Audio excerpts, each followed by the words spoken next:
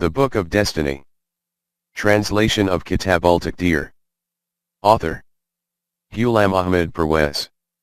Translated by Dr. Ejaz Rasool. Glasgow, UK. ISBN number 9798884207042. 8 Chapter 8, If, Then. In the Quran, we have explained at the beginning that the definition of Allah is if, then, always.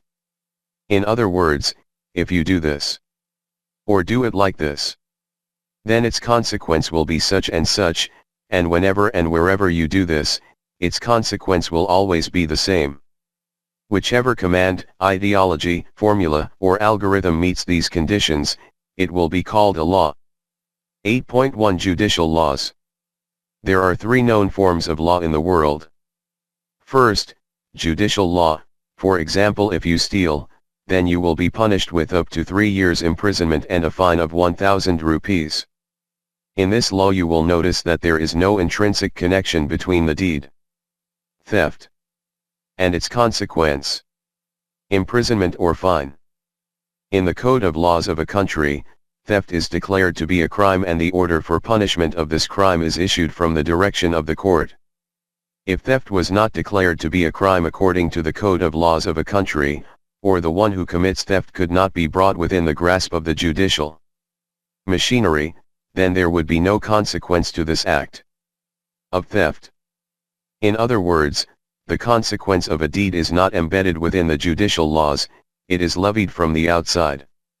This is the reason that these laws do not exist in their own right from the beginning, they are legislated. Any country can legislate whatever kinds of laws it wishes, and whenever it wishes it can change or amend them. This is the same condition for communal laws and codes. That is, those pertaining to society. 8.2 Physical Laws.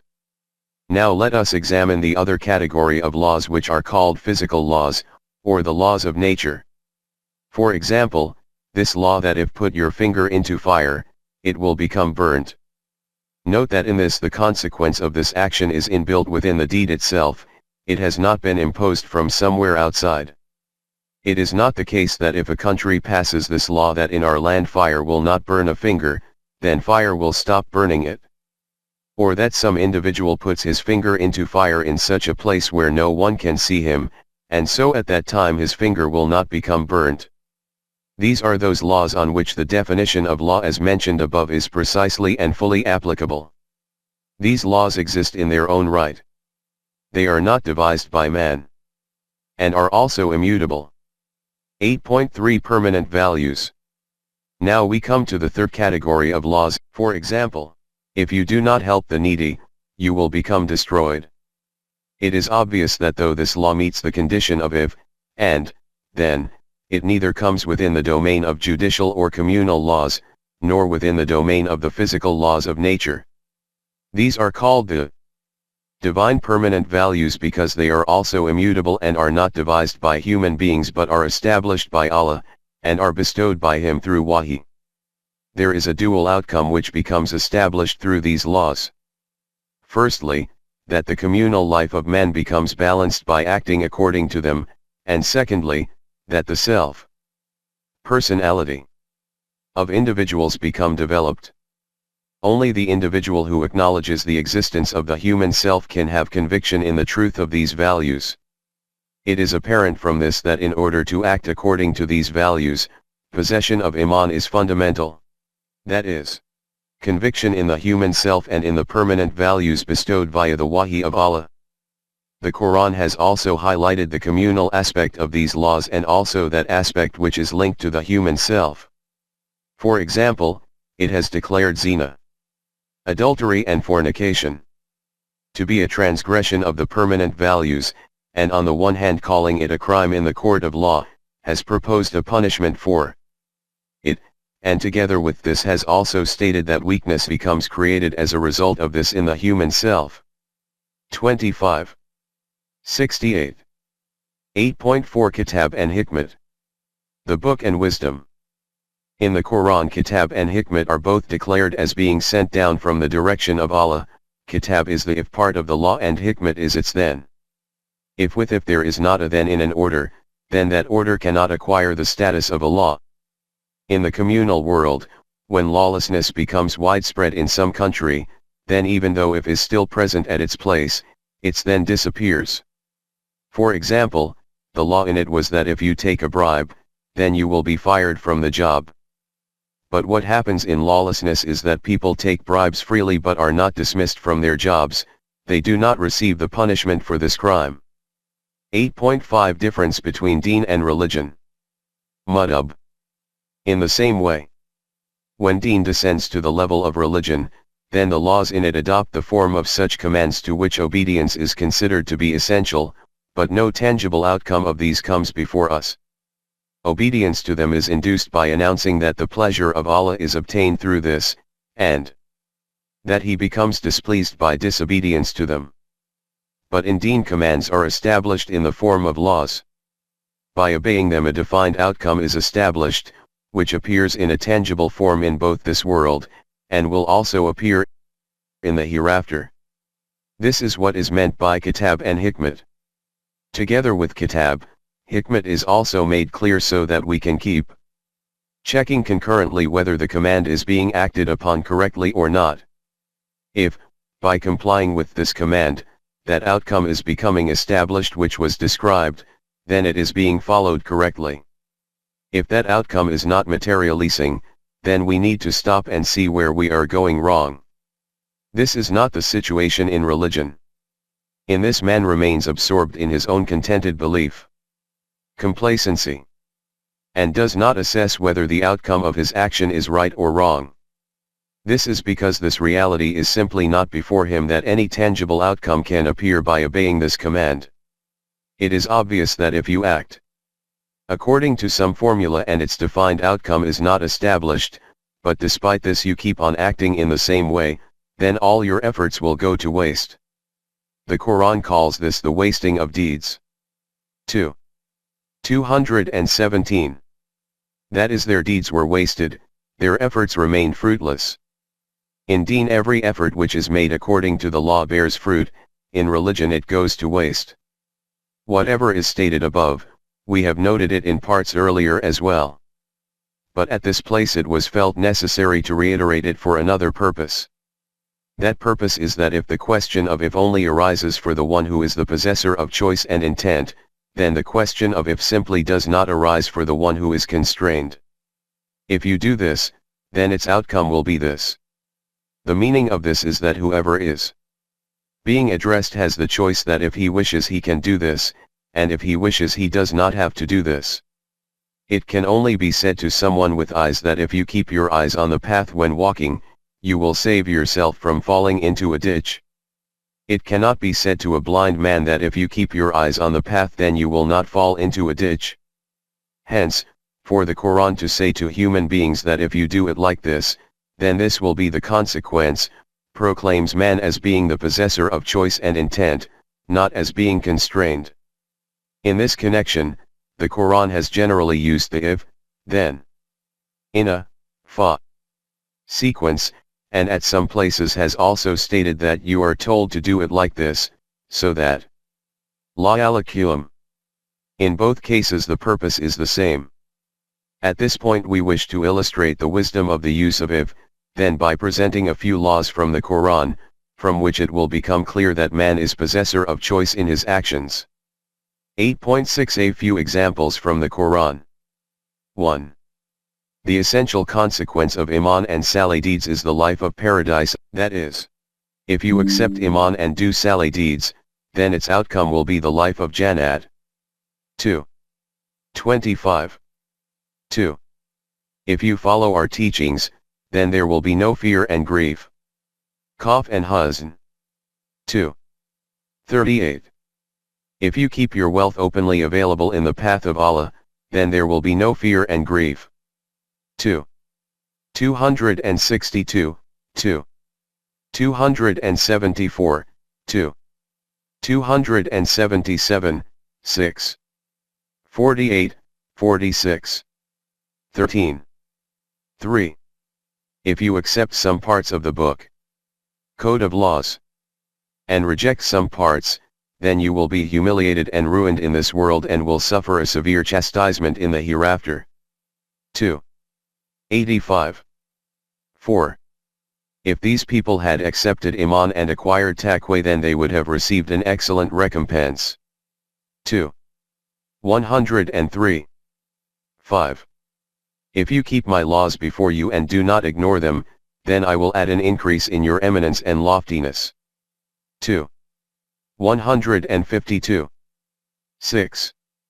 If these people of the book had accepted Iman in the Quran, then it would have been better for them. 3. 110. 7. If you become Momin, then you will remain in authority over all. 3. 139. 8. If you are killed in the path of Allah, or you die, then protection and rahmat will be bestowed on you from the direction of Allah. 3. 157. 9. If you remain in receipt of Allah's help, then no one will be able to overpower you. 3. 160. But Allah's help is only available to the one who stands up in support of Deen. 22. 40, 47. 7. 10. If you accept Iman and acquire taqwa, then there is a supreme reward for you. 3. 179. 11. If you steer away from major errors, fundamental flaws, then your imbalances will be removed. 4. 31. 12.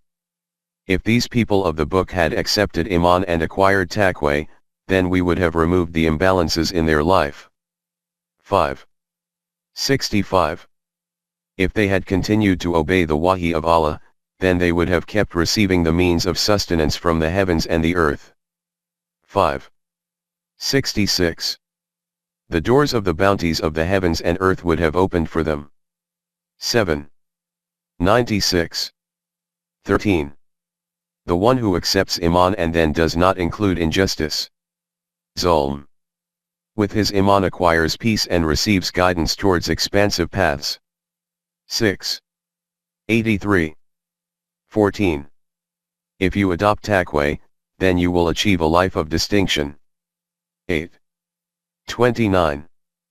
15. If 20 mujahideen among you remain firm-footed, then you will overwhelm 200, this will occur in that situation where you are on an equal footing with the opponents with regard to the means and resources for war and battle. If there is a deficiency in this respect in your case, even then you will overcome twice your number. 8. 65 to 66. 16. Through Iman and taqwa glad tidings are received both in this life and the hereafter. This is the immutable law of Allah in which there will not be any change. 10. 63 to 64. 17. Whoever strives on our path, we will light up many pathways for him for the achievement of the aim. 29. 69. 18. Whoever remains firm-footed with Iman, Malaika will descend upon him who will give him glad tidings that there will not be any kind of fear and grief for him both in this world and in the hereafter. 41. 30 to 31. 19. Through Iman and Salih deeds, power in the land is achieved, that is government and estate is acquired in this world. 24. 55. 20. If you turn away from the laws of Allah, then another nation will take your place. 9. 39, 47. 38. 21. Whoever turns away from our laws, his sustenance will be narrowed down. 20. 124. 22. If you utilize the divine bounties, Na'ima, according to his laws, do shukr, then there will be an increase in our bounties. If you block the bounties of life, do kafr, then you will become trapped in punishment. 14. 7. 23. whoever gives to others and pursues taqwa, the pathways of his life will become easier. 92. 5-7. 24. Stay steadfast, maintain mutual discipline and control, pursue taqwa so that you can succeed. 3. 200. 25. Bani Israel were held accountable through the punishment of disgrace and ruin. This happened because they adopted rebellion against the laws of Allah. 3. 112. By reflecting on these examples, this reality will become crystal clear before us that Allah has kept two possibilities before man, and has stated to him that you can adopt whichever path you wish between these two, but understand this much, that if you adopt this path then this will be the consequence, and if you adopt that path then its outcome will be that one. This is what is called an immutable law, and the establishment of this law is called Taqdeer, that is, the natural consequence of a human deed according to the law of Allah. We had stated earlier that a command which is permanent, that is, there is no change made in it, acquires the shape of a law. Now this should be added to it that, when Allah gives a command on some matter on a permanent basis and together with this also states that this will be its outcome, then this command will be called an immutable law. Islam is deen, and in deen laws are provided. The meaning of the word deen itself is also law. The Quran is the final book of Allah. Hence there is now no question of any change in the commands given in it, and it has also been noted in it what the outcome of acting in accordance with these commands will be. Therefore the Quran is the divine code of laws. 9. Chapter 9, How did this happen? Cast another glance at the verses of the Quran which have appeared before you in the previous pages and see whether any kind of doubt or suspicion, skepticism or confusion remains in this matter, or the possibility of even the slightest error in understanding that 1. The system of the universe is busy functioning according to the established laws of Allah. 2. Man is possessor of choice and intent and is responsible for his decisions and his deeds. At every crossroad in life both the right and the wrong paths are clearly present before him, and he possesses the choice that he can select whichever path he wishes. Whichever path he treads on, its consequences will appear before him. This is called the law of requital, which is permanent and immutable. What you sow, so shall you reap is the fundamental principle of life. 9.1 Are prevalent beliefs. Keep these realities to one side in your mind, and on the other side witness what you have been hearing since your childhood in your homes, in the streets, in the bazaars, in the mosques, in the gatherings of respected scholars, and in the congregations of revered Sufis, and what you have been reading in the tafsir of the Quran, the collections of a hadith, the books of past imams, and in the literature of poets and the tales of the elders, that not a leaf in the world can move without the command of Allah. Man can do nothing without the command of Allah. Whatever takes place here is due to the will of Allah, man cannot interfere in it in any way. Whatever is going to occur in his life, it is all written down prior to his birth in his Taqdeer, and no one can erase the slate of Taqdeer. No one can change destiny. Muqaddar. Allah is omnipotent, he can do whatever he wishes. No one dare say anything against his command. He can give limitless sustenance to whoever he wishes, and he can give restricted risk to whoever he wishes. He can make whoever he wishes rich, and he can make whoever he wishes poor and deprived. He can bestow status on whomever he wishes, and can impart humiliation on whomever he wishes. If he wishes, he can make kings paupers, and if he wishes he can place a royal crown on the heads of beggars. Sickness and health, life and death, all are within his control and authority. Human planning can do nothing in this. Hence, man should not allow even the slightest complaint to arise in his heart against his will. Whatever transpires, he should remain content and grateful. On this, the more an individual remains reconciled to his will, the more he will be counted as being among the courtiers of the divine court. This is now the teaching of Islam, and these are the beliefs of Muslims.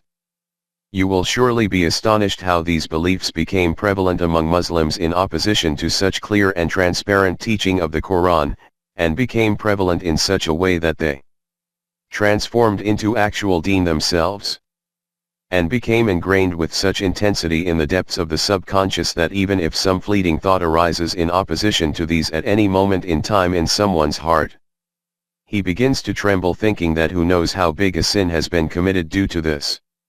And if an individual brings even a word on his lips against these beliefs, then an alarm is raised that he is an apostate, an atheist, a denier of the omnipotence of Allah, a materialist, and who knows what else. Inevitably this matter will be seen as a reason for great incredulity and a cause for immense astonishment as to how this transformation became created in the fundamental teaching of Islam, and how such a perplexing revolution entered our beliefs.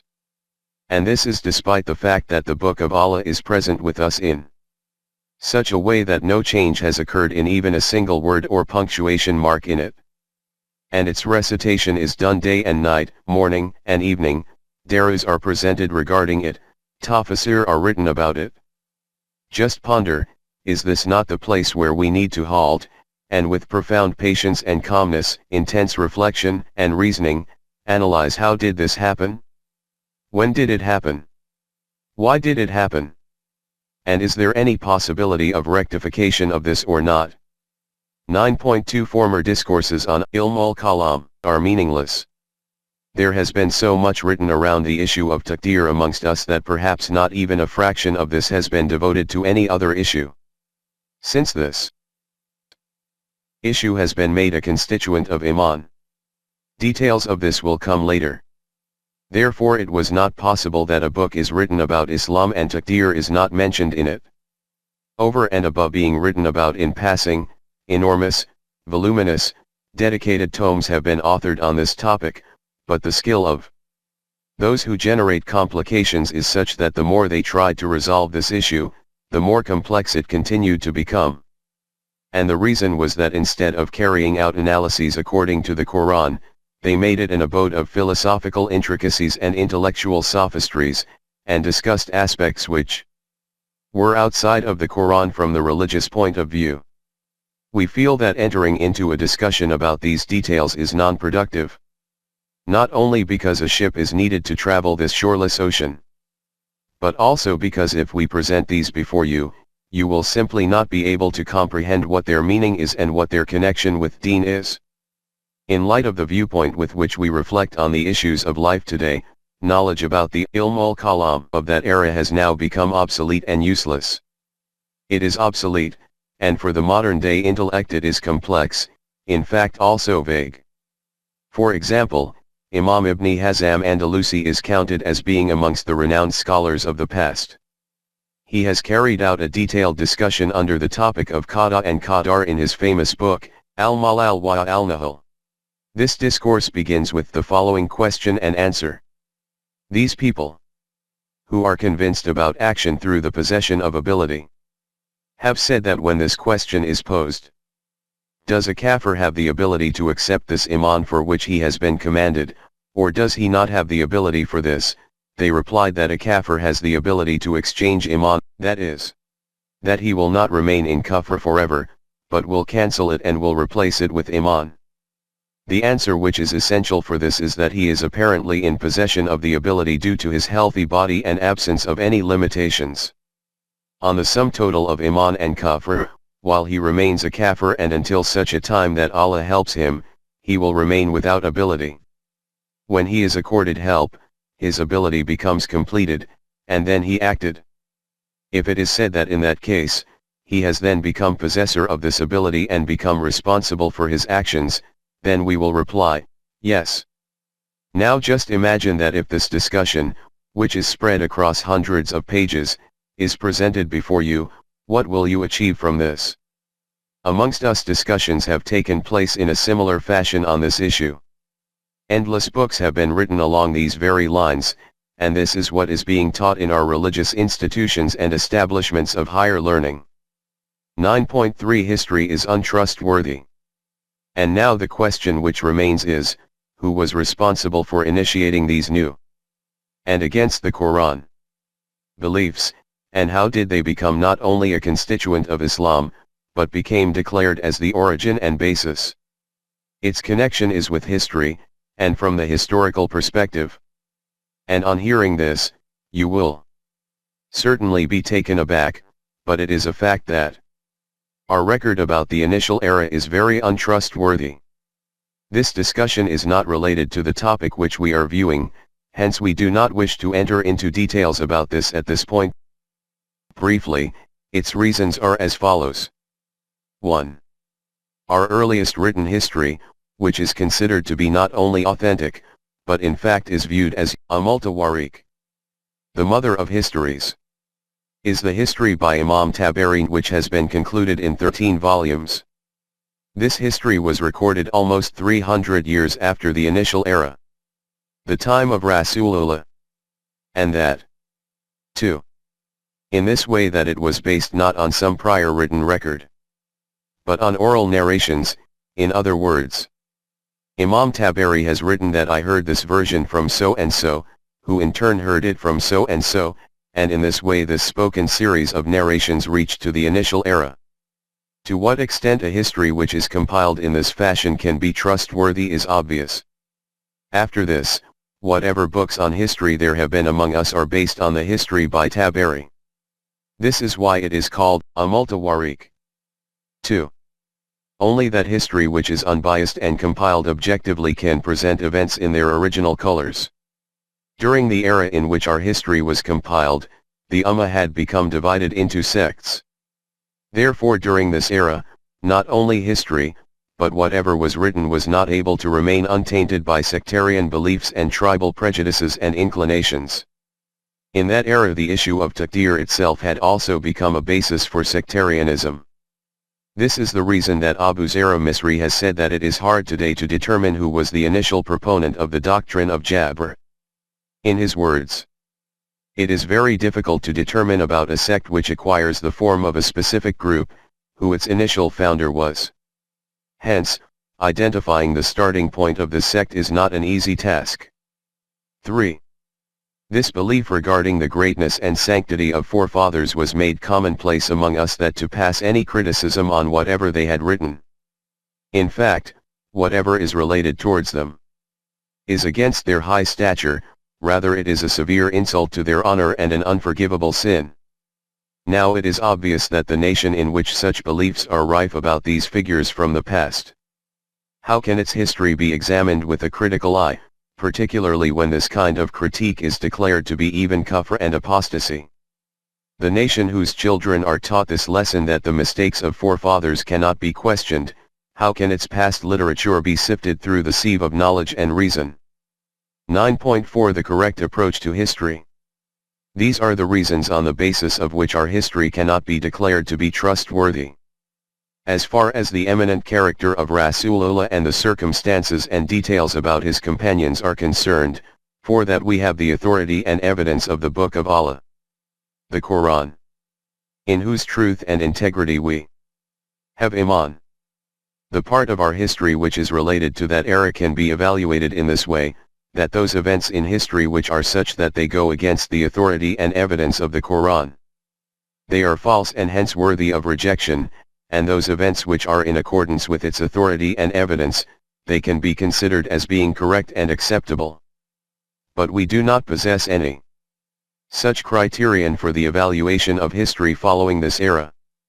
Because we have evidences present with us from the Quran about the issue of Taqdeer, we can therefore declare this much with certainty: which of those beliefs that were made widespread afterwards in relation to this are in accordance with the Quran and which are against it. 9.5 The doctrine of Jabr at the advent of Islam. The Quranic viewpoint about the issue of Taqdeer has appeared before us. We also obtain this evidence from the Quran itself, that during the period that the Quran was sent down, such people existed whose belief was that whatever takes place it is due to the will of Allah, man has no choice in this matter. It is noted in Surah Al-An'am, Mushrikeen will declare that if Allah had wished, then neither we nor our forefathers would have committed shirk, nor would we have declared anything haram. We are only doing all of this because Allah had wished it to be like this, What control do we have in it? 6. 148.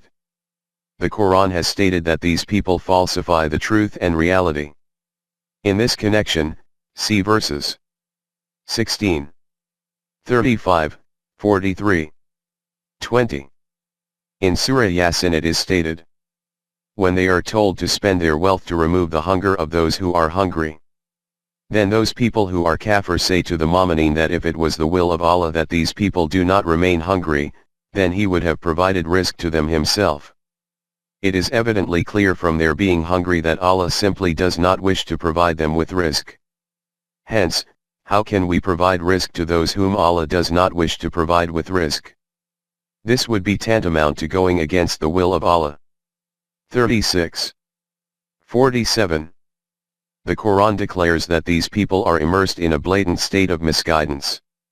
9.6 Punishment due to the belief of Jabr. From these verses it is clear that at the time of Rasulullah such people existed who were convinced about the doctrine of Jabr. These were mushrikeen and kufr.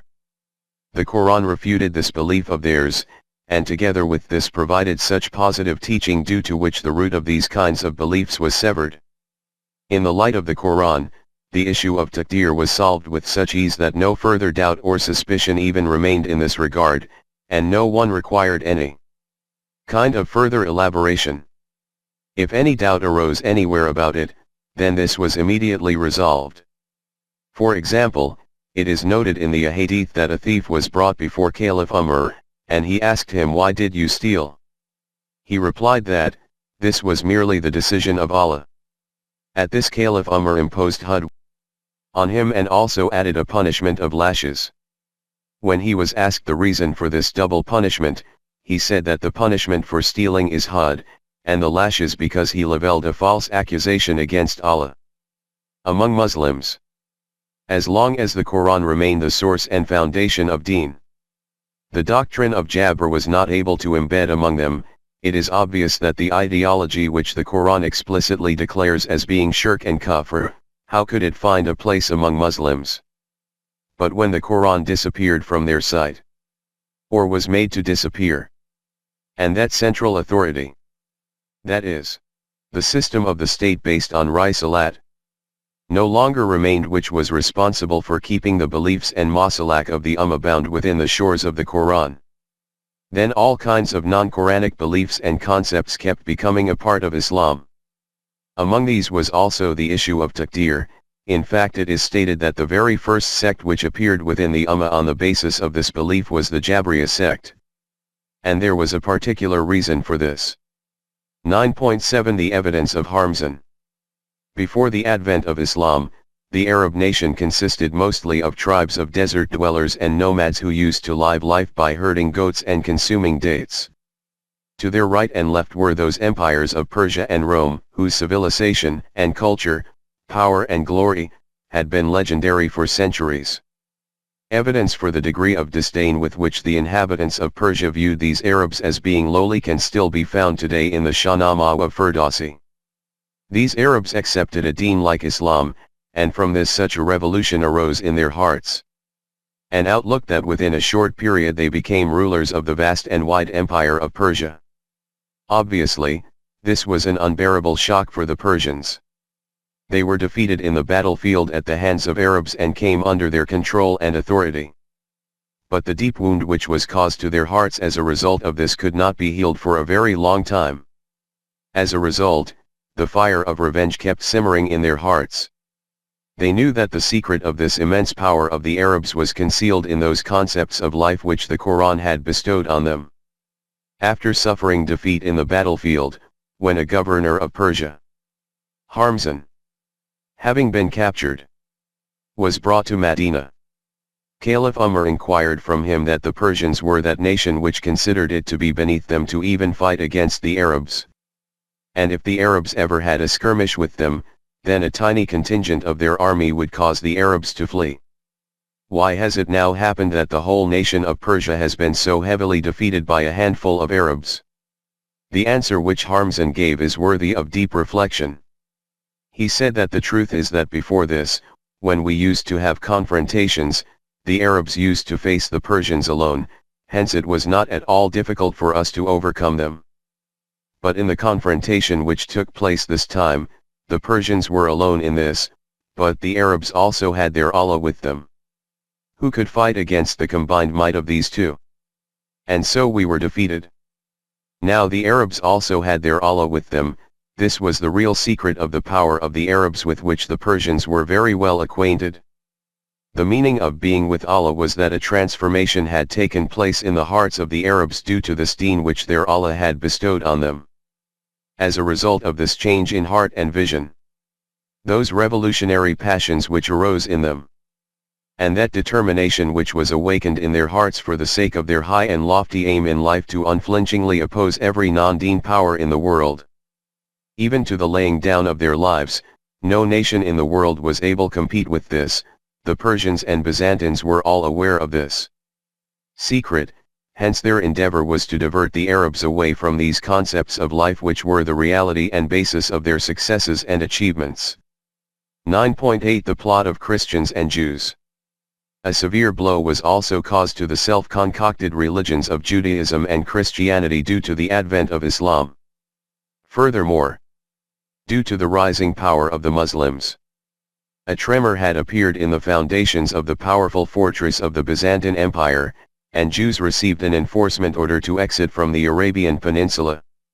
Hence, these nations were also not lagging behind the Persians in their vindictiveness against the Arabs. Their intentions were the same as those of the Persians, and the tactics to accomplish these aims were also the same as those which were in the minds of the Persians. In other words, by somehow or other alienating Muslims from the revolution-inducing concepts of life bestowed by the Quran, to introduce the same kind of tampering in their deen as the tampering which had taken place in their own religions. When Iqbal uses the term Ejaz as against Arab, from this he does not only mean the Persians, all non-Arab nations are included in it.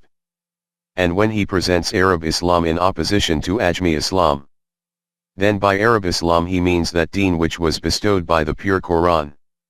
And by Ajami Islam is meant all those non-Quranic concepts which were borrowed from Zoroastrianism, Judaism, Christianity, etc., and made constituents of Islam. And in this way, this deen of Allah converted into that self-created religion of men which continues to be prevalent among us for centuries now. The beginning of this tampering occurred from Persia, and its first link in the chain was an alteration in the belief about Taqdeer. The foundation of Zoroastrianism was on the issue of khair and shar, hence the Persians knew very well what effect this belief has on the life of nations.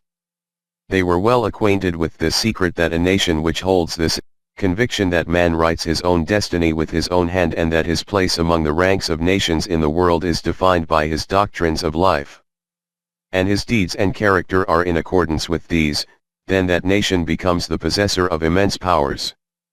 The technique to draw it away from these powers is to instill this belief in them that nothing transpires from the planning and deeds of man himself. The condition in which he is to live in the world is predecided in advance. Muqaddar, that is as per his taqdeer. And no individual can make any kind of alteration in this. Thus the beginning of the tampering in deen, Islam, was from this very issue. The foundation of the very first sect which appeared among Muslims on the basis of beliefs was on a mutual difference regarding the issue of taqdeer.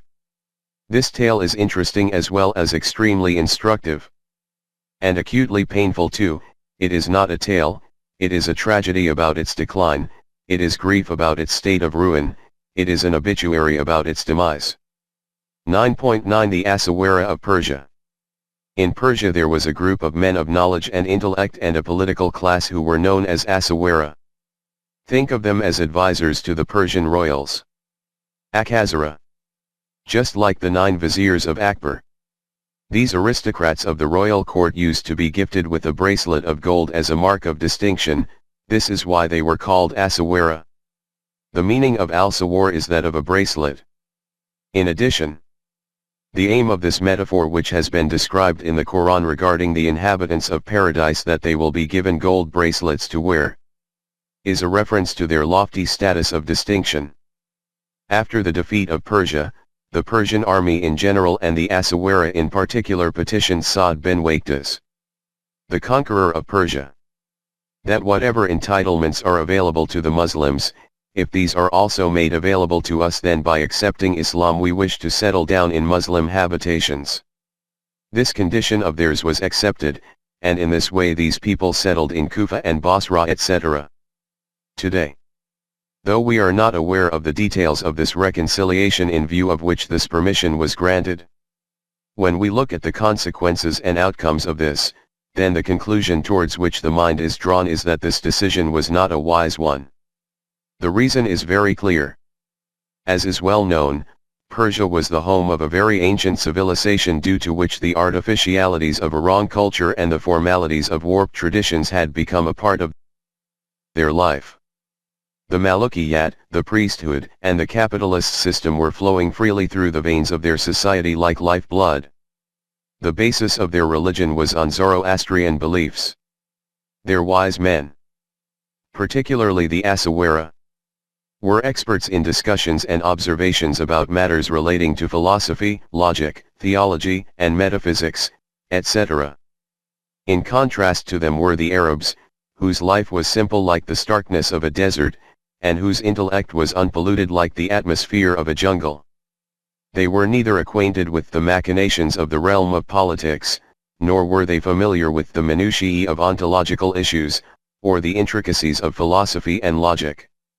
The deen by obedience to which they had achieved a distinctive status in the world, that too was extremely pure, direct, and simple, a few clear and transparent concepts of life, and the power to action generated by them, this was their way of life and the basis of their sustenance.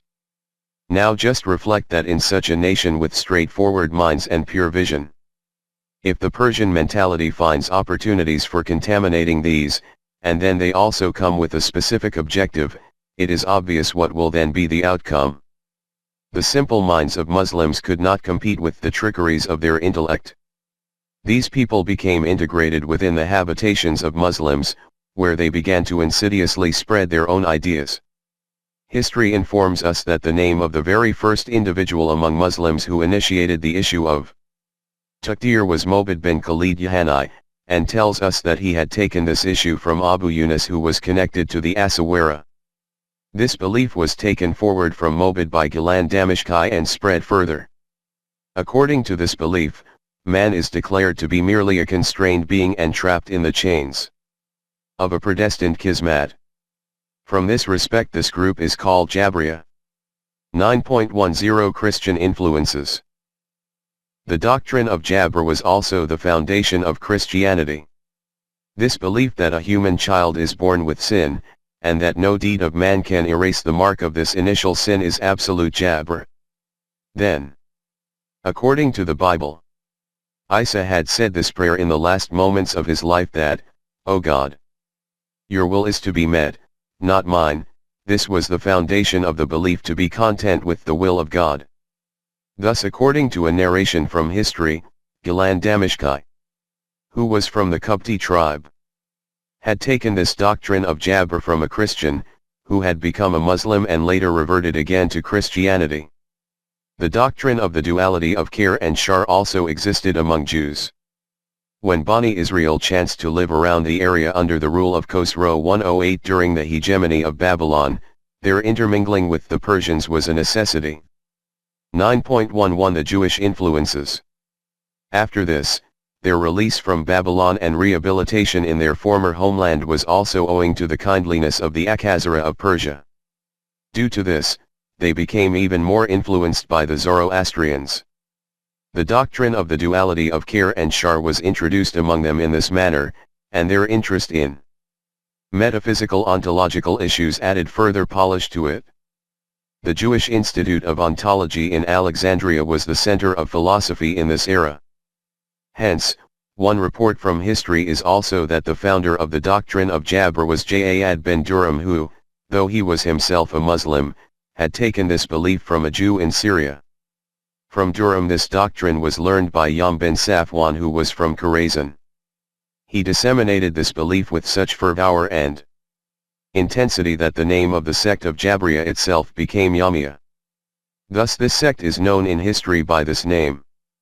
In our annals not only is there this kind of ambiguity about the inventor of this doctrine, but also uncertainty about the process itself of the introduction of this belief. Therefore, sometimes this sect is called Jabriya because they used to emphasize that Allah is omnipotent, and sometimes it is called Qadriya because they rejected man's ability to make choices. Details of this issue will appear later. Among Muslims, whether the inventor of this doctrine is Mobit or Yam, or its source is Zoroastrianism, or Judaism and Christianity, this reality is clear that this totally non-Quranic belief infiltrated Islam from non-Islamic sources. This is an occurrence dating from the initial period of the Abbasid era. At this point, the question which surely arises in our minds is, how did this kind of non-Quranic belief, which relates to the fundamentals of deen, become widespread among Muslims? It is certain that those communicating and disseminating it would have presented philosophical reasonings in its support, but the mind finds it hard to acknowledge that Muslims of that era, at least, became ready to accept this kind of belief as part of their deen merely on the basis of philosophical reasonings. In the matter of deen they must have been demanding the authority of deen itself, and the authority of deen was supplied to them. 9.12 The authority of deen for this non-Quranic doctrine. You will have been taken aback to hear how this could have occurred. How did this happen?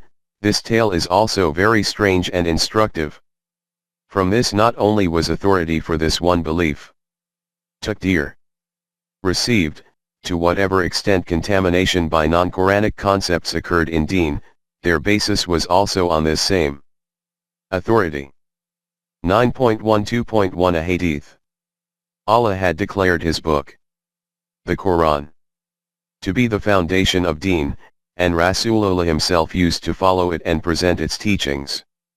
Until the time that the Quran remained as the foundation of deen, no contamination from a non-Islamic belief was able to take place in Islam.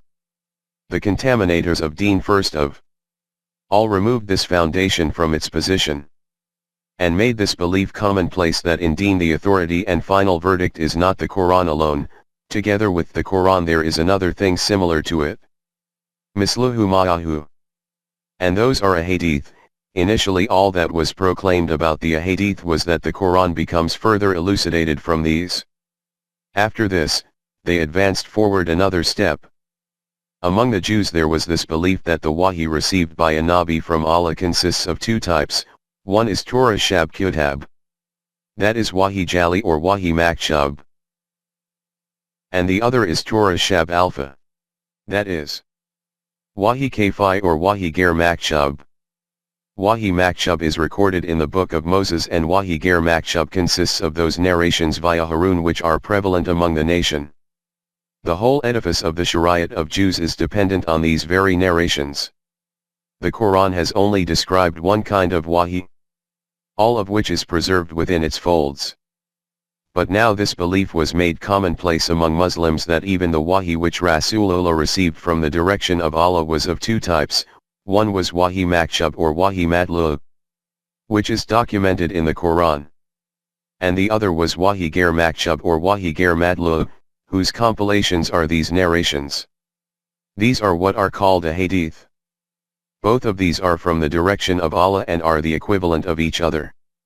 Subsequently, this belief was concocted that if a mutual contradiction is found between two concepts or commands presented by wahi, then out of these two, one is to be considered as the canceller, nazik, and the other is to be taken as being cancelled, mansukh.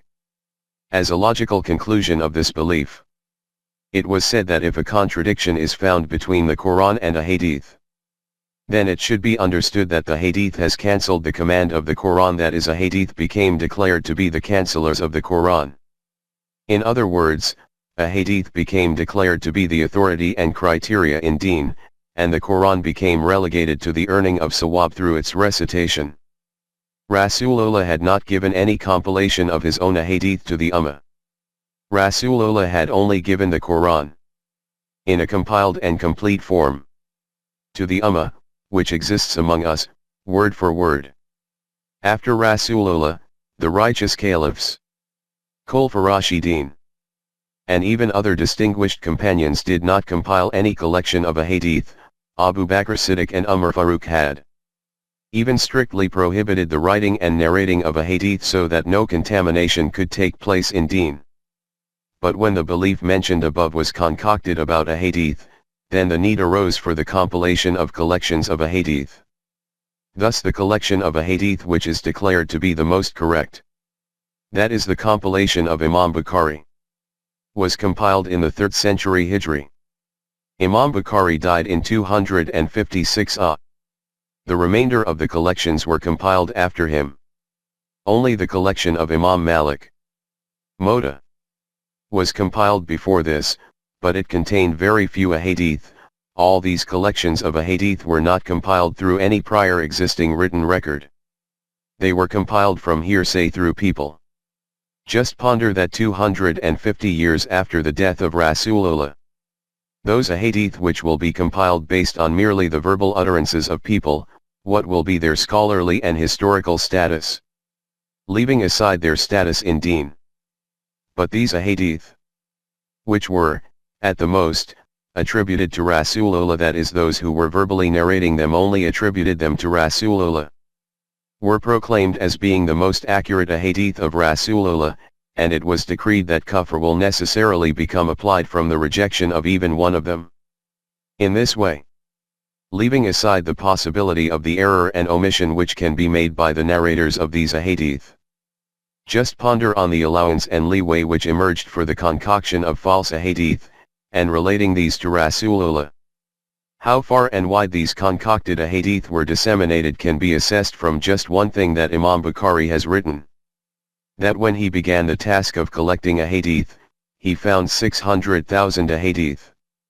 Out of these, he considered about 7,000 to be worthy of being included in his collection. The remainder, almost 593,000 narrations, were rejected by him. The authority for the accuracy of those ahadith that he included in his compilation was also his personal vision and assessment. These did not possess the confirmation and approval of Rasulullah himself. 9.12.2 Ahadith in support of the doctrine of Jabr. You will certainly be astounded how collections of narrations based on such weak criteria were accepted as a hadith of Rasulullah. Its basis was sentimental, that is, the Ummah has unparalleled love for the eminent being of Rasulullah. And it should be so, provided it is kept within the limits of the Quran. Its consequence is that whatever entity or matter is related to Rasulullah, the Ummah raises it high above their eyes. These narrations are, at any rate, alleged to be the eminent sayings of Rasulullah. Our condition is such that in many places in the world certain stones are preserved on which footprints are imprinted. It is renowned about these that they are the prints of the sacred feet of Rasulullah. People go there in droves and prostrate before these stones as well. This was that very sentiment which was exploited by those who were concocting fraudulent narrations. And by relating whatever came to their minds towards the messenger, they kept spreading it among the Ummah as being the ahadith of Rasulullah. This was that door through which non-Islamic ideologies and beliefs kept becoming a part of deen. What kinds of ahadith were fabricated about the issue of Taqdeer can be estimated from a few examples which we will present from the chapter on Taqdeer. Bab-ul-Taqdeer. From Mishkat, which is considered to be a very trustworthy compilation of ahadith. 1. It is narrated from Abdullah bin Umar that Rasulullah said that 50,000 years before Allah created the heavens and the earth, He wrote down the taqdeers of the creations at the time that His arsh was on water. 2. Ibn Umar narrates that Rasulullah said that everything depends on taqdeer, so much so, that even insanity and wisdom. 3. It is quoted from Hazrat Ali that Rasulullah said that there is not a single individual among you whose final abode has not been written down, that is, his abode will either be the fire or in paradise. 4. Abu Hurairah narrates that Rasulullah said that however much Allah has written down in relation to zina, adultery and fornication, in the taqdeer of a man, he will definitely act on this. Furthermore, Rasulullah said that Allah created Adam, then rubbed his right hand on his back, Then from this, that is, from the back of Adam, he drew out his progeny and announced that I created these for paradise, they will do paradisiacal deeds. Then he rubbed his hand again on the back of Adam and took out more progeny from him, and then announced that I have created these for hell, these people will perform deeds leading to hell. Having listened to this from Rasulullah, an individual inquired, O Rasulullah, then what is the point of doing deeds? In reply, Rasulullah said that when Allah creates some individual for paradise, He gets him to carry out tasks that are for the inhabitants of paradise. And as a result of these deeds Allah makes him enter paradise. In the same way, when He creates some individual for hell, then He gets him to enact deeds which are for those meant for hell. And due to his deeds, Allah places him in hell. 5. Abdullah bin Umar narrates that on one occasion Rasulullah came outside, and there were 2 books in his hands. Addressing us he said, Do you know what these 2 books are? We replied that, O Rasulullah, we do not know. He pointed to his right hand and said that this book is from the Rabb of the universe, the names of those people destined for paradise are in it. Now nothing can be deducted from it, nor added to it. Next, pointing to the book in his left hand, he said that this book is also from the Rabb of the universe. The names of those who are destined for hell are recorded in it, now nothing can be added to it or deducted from it. 6. It is narrated from Abu al-Darda that Rasulullah said that Allah has made himself free from 5 things regarding every one of his servants, that is, He has written these 5 things into his Taqdeer. His lifespan, age, his good and bad deeds, his place of abode, his return, and rizq. Sustenance. 9.12.3 A ban on discussion and analysis about them. These kinds of innumerable narrations are quoted in these books of a hadith. It is obvious that whichever individual ponders on these narrations in the light of the Quran using knowledge and vision, all types of doubts and misgivings about them will surface in his heart, and he will raise objections to them, and will also ask questions for further clarification. The people who had concocted these ahadith had also made an arrangement in advance in order to save themselves from such an eventuality. Hence, they had concocted the following kinds of ahadith alongside them. For example, Abu Hurairah narrates that we were sitting discussing the issue of Taqdeer when Rasulullah arrived, and on hearing our conversation, his face turned red. It became so red that it looked as if the juice of pomegranate seeds had been squeezed onto his cheeks. Then he said, Is this the command which was given to you? Have I been sent among you for this? When nations who came before you disputed on this issue, they were annihilated. I give you this oath and repeat this oath, that you should never again argue about this issue and do not engage in any debate or disputation about it. Have you seen how this has been forestalled by those concocting narrations about Taqdeer against the Quran? They declared that Rasulullah has said that those ahadith which are narrated to you about Taqdeer, you should accept them with eyes shut, whichever individual enters into any kind of discussion or analysis about them, he will be annihilated. After shutting the door of critique and objections to these concocted narrations, these people went a step further, and this situation again merits deep reflection. 9.13 Metaphoric and established verses. Some realities in the Quran are explained using allegories. These are called metaphorical verses. They can be understood by men of knowledge and vision according to their own intelligence, and this kind of difference in comprehension makes no difference to actual deen.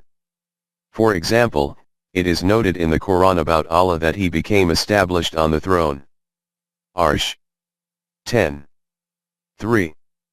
Some have taken the meaning of Arsh literally and have said that there is a real throne in the heavens on which Allah is seated. Others, by taking the metaphorical meaning, have said that this means that Allah has authority, supremacy, and control over the entire universe. Arguments can be presented for and against each of these 2 interpretations. but it is obvious that there is no effect on the iman of an individual due to this difference, that is, that if it is accepted in one way, then a man can be declared a mu'min. And if it is accepted the other way, then he will become a kafir. But some matters are such that they have to be accepted in principle in the same way as they are noted in the Quran. For example, it is stated in the Quran that, say, that Allah is one. 112. 1. Acknowledging that Allah is one is related to actual deen. There is no allowance in this, that if one individual wishes he can accept Allah as being one, and if another wishes, Allah forbid, he can acknowledge two or three. Acknowledging that Allah is one is iman, and acknowledging more than one is kufr. 9.14 Constituents of iman. The Quran has made it clear by accepting what things a person can be a Muslim, and by rejecting what things he becomes a kafir. These are called the constituents of iman, and they are 5, that is, to have iman in Allah, the hereafter, the malaika, the book and the anbiya. 2. 177. At another place it is stated, any who denied Allah, His malaika, His books, His messengers, and the hereafter, has gone far astray. 4. 136. In the whole of the Quran only these 5 constituents of iman have been noted, but do you know that in order to now acknowledge someone to be a Muslim, what kind of acceptance is demanded from him? He is told to declare.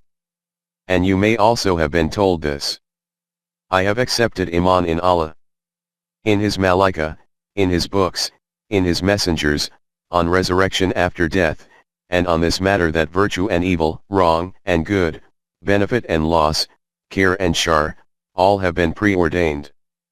Muqaddar. By Allah. 9.14.1 Addition of a 6th constituent, iman in Taqdeer. In other words, 5 constituents of iman were defined by Allah, but now a 6th constituent was added into it, that is, the addition of iman in Taqdeer. Now no individual can become a Muslim until the time that, apart from Allah, the malaika, the books, the messengers, and the hereafter, he also professes iman in Taqdeer. And this addition occurred as a result of a hadith. For example, 1. It is narrated from Hazrat Ali that Rasulullah said that no man can become a mu'min until he has belief in these 4 things. A. To be a witness that no one is to be worshipped other than Allah, and that I am the messenger of Allah, I have been sent as hacked by Allah. B. To accept death as hacked. C. To accept resurrection after death as being true. D. And to have iman in Taqdeer. 2.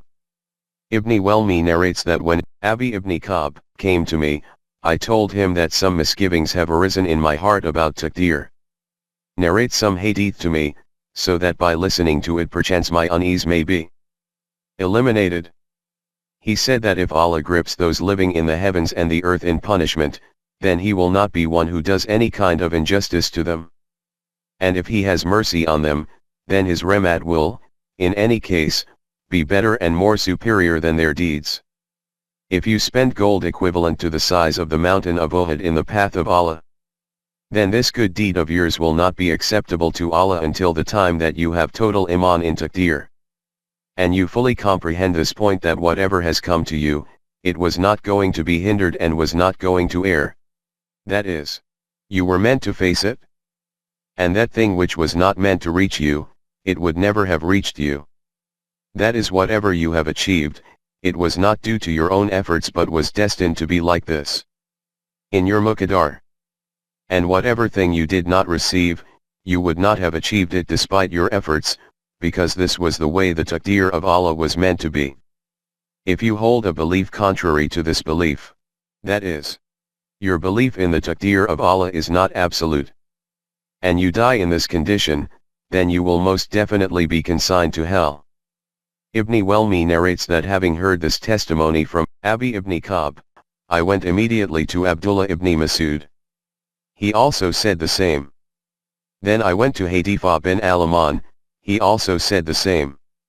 Then I went to Zayd ibn Sabit, he also narrated a similar kind of hadith from Rasulullah. 9.14.2 Elucidation by Syed Suleiman Nadwi. In this way the ideology of Taqdeer, which was borrowed from Zoroastrians, Christians, and Jews, became a constituent of Iman among us. The degree of importance which this ideology has acquired among our religious class can be estimated from this, that the late Syed Suleiman Nadwi has published a series of volumes on Sirat an-Nabi, biography of Rasulullah, in which he has discussed beliefs in the fourth volume of the series. In relation to this, after discussing Allah, the Malaika, the books, the messengers, and the hereafter, he has added a chapter on Qada and Qadr, fate and scales. In its own right, he begins it in this way. Though this is not mentioned anywhere in the Quran in relation to Iman, it has been reiterated so many times in the Quran that its importance demands that it is also given a place in the aspects of Iman. Therefore, in some hadith which are correct, this is declared to be the final link in Imaniyat. What the practical consequences are of making some ideology a part of Iman, you cannot estimate this today. It can be estimated at that time when power is in the hands of the religious class. The fatwa of these holy ones is that whichever Muslim is a denier of any one of the constituents of Iman, that is, he does not accept it in the way in which these holy ones demand, he becomes a murtad, apostate. And the punishment for apostasy is execution. Thus the degree to which Muslim blood became so cheap in relation to this issue of Taqdeer during the era in which our religious clergy was in power, and the killing and mayhem which was unleashed to suppress this fitna of irtidad, the soul shivers at the thought of it. 9.15 The voice of protest against it. At this juncture, this question must be repeatedly arising in your mind: that was there no voice of protest raised against this from any corner of the Ummah when this kind of ideology against the Quran was being widely disseminated? Did such people no longer exist among Muslims who could refute this Ajmi concept by presenting the viewpoint of the Quran? Such people did exist, and they also raised their voice against this with full force. The reasonings presented by them were that 1. In Deen the authority and criterion is the Book of Allah, the Quran, which can be understood through intellect and reasoning, and knowledge, and vision. 2. The law of requital is among the fundamental principles of the Quran. According to this, man himself is responsible for his own deeds and is accountable for their good or bad consequences. The process of righteous guidance, the messengers and the book, and reward and punishment, the hereafter, are all for this purpose. If it is presumed about man that he is constrained, that is, that he is not responsible for his deeds, then no further need remains for any of these. Inanimate objects, plants, and animals are constrained, no Nabi was sent to them, nor can they be given any reward and punishment. 9.16 Just sticking on a label is sufficient. At this you may inquire what was the response to these reasonings from the supporters of the doctrine of Jabr. They responded merely for the sake of argument. And the reply was those same ahadith from which a few have already been quoted. But in actual fact these people never need to respond logically to any reasonings, that is why their technique for this is totally different. The opponent whose reasonings they cannot rebut, they invent a label for him, and then with sustained propaganda they make this label so offensive that to whomever it is applied, the populace, without thinking or understanding, goes after them in a hysterical frenzy. Leaving aside tales of the past, in our own era Sir Syed Ahmad Khan made certain comments with which the orthodox faction differed. Instead of these people responding to his objections with reasonings, they invented a label against him. 9.16.1 The label against Sir Syed Ahmad Khan. Sir Syed had said that the secret of the progress of the nations of the West is that they have harnessed the forces of nature, and are obtaining all kinds of benefits from them. We cannot compete with these nations in the arena of life until we, too, do not acquire education regarding natural science. These people latched onto the word nature and spread it about that Sir Syed was naturey. And then they embellish naturey with such meanings that this label became synonymous with atheist, apostate, and non-deen. Whatever Sir Syed used to say, it was declared in response that this individual is naturey, that no one should listen to his utterances, otherwise he too will become naturey. And no one bothered to even question that. Sir, who is it that is called a naturey, and what is wrong with this? This is the technique for branding with labels. In relation to this, you may also have heard that famous story about a Baniya Hindu who used to live in a village in a frontier province. The mullah of the village became annoyed with him over some matter, and going to the mosque, he made an announcement that, "O people, do you know that the Baniya of your village has become a Wahhabi?" On hearing this, the inhabitants of that village rose up against this Wahhabi, and until he went and apologized to this mullah, that is, said to him that I am not a Wahhabi but a Hindu, they did not stop pursuing him. This is called inventing labels. Proponents of the ideology of Taqdeer had also invented similar kinds of labels against their opponents. Sometimes they were called Mu'tazila, sometimes Qadriya. Then these kinds of a hadith were concocted about Qadriya that Rasulullah had declared about the Qadriya that they are magus for the Ummah. It becomes obvious now that whichever individual or sect is declared to be a magus, what doubt remains in his being eligible to be killed due to being an apostate? By reflecting closely, this reality will become apparent that this is a fabricated hadith and merely a creation of propaganda. Because during the era of Rasulullah, neither discussions on Jabr and Qadr were touched upon, nor was there the existence of any sect in the Ummah. But in an environment contaminated by propaganda, who is going to reflect on these matters? In any event, not only were those presenting the Quranic concept of Taqdeer imprisoned and sent to the gallows by proclaiming them to be murtad. Another tyranny added to this was that their writings were sought and consigned to fire, and in this way, humanity became deprived of an immense treasure of knowledge and literature. Though Mu'tazila or Qadriya disappeared in this way, afterwards this technique became customary, that the moment anyone said anything based on intellect and reasoning, the label of Ejaz was applied to him from the court of the religious clergy. The consequence of this is obvious. In this way, the torches of reasoning and the beacons of intellect kept being extinguished. Thus Sir Syed was also declared to be a Mu'tazila, and the charge in the fatwa of kufr which was levelled against me too by 1,000 ulama, holy scholars, was also that there are germs of Ejaz to be found in the ideas of this individual, that is, he says things based on intellect and reasoning. It is obvious that in the court of the clerics what greater crime can there be than this? In any case, this was the outcome of raising a voice against the ideology of Taqdeer. 9.17 Quranic verses in support of the issue of Jabr.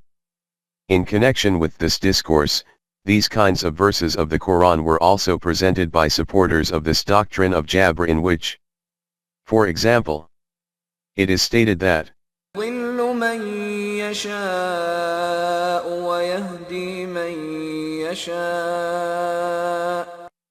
and which is translated as Allah misguides whomsoever He wishes, and gives guidance to whomsoever He wishes. 16:93. And فيغفر لمن يشاء ويعذب من يشاء. He forgives whoever He wishes, and gives punishment to whoever He wishes. 284. In the coming chapters we will endeavor to present the correct meanings of these kinds of verses.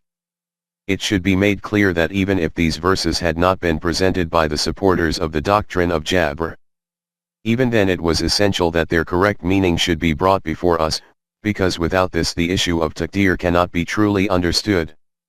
9.18 A fundamental principle in comprehending the Quran. But before we approach these verses of the Quran, we need to understand a few points of principle as an introduction in relation to comprehending the Quran. In the first place, that the Quran has also presented one proof of its being from the direction of Allah, the fact that there is no contradictory matter in it. Do these people not reflect in the Quran, that if it had been from someone other than Allah, then these people would have found many contradictions in it. 482. Therefore the first thing to bear in mind is that no contradictory statements will be found in the whole of the Quran. In other words, it will never happen that at one place it will state that whoever wishes can adopt the straight path, and whoever wishes can become misguided. And state at another place that you cannot adopt any path of your choice. Whoever we wish, we can put him on the right path, and whoever we wish, we can misguide him. The second point is that if such verses are found in the Quran in which there appears to be a contradiction from a superficial glance, then these should neither be viewed with a cursory glance, nor should we move on with eyes closed. For this purpose the Quran has laid down the condition of cogitation. By concerted thought and reasoning in these verses, their real meaning becomes apparent to us and no further contradiction remains. For deliberation on the Quran, it is essential to keep two important points in mind. Firstly, to comprehend any one verse of the Quran, it is necessary that wherever all the verses about this topic are dispersed throughout the Quran, these should be kept before us. In this way, the correct meaning of the Quran appears perspicuously before us. It is the proclamation of the Quran that it makes its meanings clear through tasrif al-ayat, that is, by presenting verses repeatedly. This is an intrinsic condition for comprehension of the Quran. And the second point is that no meaning of a verse of the Quran can be accepted as being correct which is contrary to the entirety of its teaching. For example, the sum total of the teaching of the Quran is that Allah is one and has no partner. Allah is called Al-Khaliq, the one who creates, in the Quran, and at another place he is called Ahsan al-Khaliqin, that is, among those who create, he is the one who creates the most beautiful and balanced creation. 23:14. From this verse it is clear that the Quran also acknowledges other creators besides Allah, which is why it has declared him to be the most balanced of creators. From this, seemingly, an aspect of shirk is perceived. This contradiction becomes eliminated by bringing before us other verses of the Quran. It has stated about Allah that He is such a creator who brought the universe and the earth into existence from nothing. 12:101. No one else can be like this. Hence, the difference between Allah being Khaliq and man being Khaliq is that Allah brings things of the universe into existence from nothingness. Whereas man can only do this much, that he can create different kinds of things from whatever ingredients already exist. From this, neither an iota of doubt about shirk remains, nor is there any contradiction between these two verses. 23:14 and 12:101. This is the correct method to study the Quran. In keeping with this, in the coming chapters we will present those verses which in general terms are called verses of Mashiach, that is, verses containing Ma Yashu, Ma in Yashe, Lao Sha Allah, I seek the guidance of Allah in this regard. But in this connection, too, it is essential to understand one important point. These kinds of phrases will frequently appear before you in the coming pages about these verses, that this is the meaning generally taken of this verse, or the prevalent translation of this verse is this, but in reality its meaning is like this. From general meaning or prevalent meaning it does not signify that this is the way it is known among the general population. These meanings are given in our books of tafsir which have been authored by our scholars, and the translations of the Quran are not done by those who are illiterate either. At this point too, the question will again arise in your heart that why did the Mufassirin give such an explanation, and how did these come to be translated in such a way? This question also merits attention. 9.18.1 Tafsir of the Quran. The way that our first history was compiled by Imam Tabari around the 4th century A.H. Similarly, it was also he who wrote our very first voluminous Tafsir al-Quran. In this tafsir he quoted a hadith in explanation of every verse, and in this way embedded this idea that the explanation is not his own or that of some other scholar, but is the tafsir propounded by Rasulullah himself. Now it is obvious that a tafsir about which it is asserted that this is the statement of Rasulullah, which Muslim could reject it, or have the audacity and courage to say that Allah forbid. This tafsir is not correct, that the tafsir described by me is correct. Hence, following this, all the tafsir which have been written up until today are based on the tafsir of Imam Tabari. If anyone has differed in this, then it is only to the extent of saying that such and such a hadith quoted by Imam Tabari is weak, in its place this other hadith is the correct one, that is, the tafsir is still done on the basis of a hadith.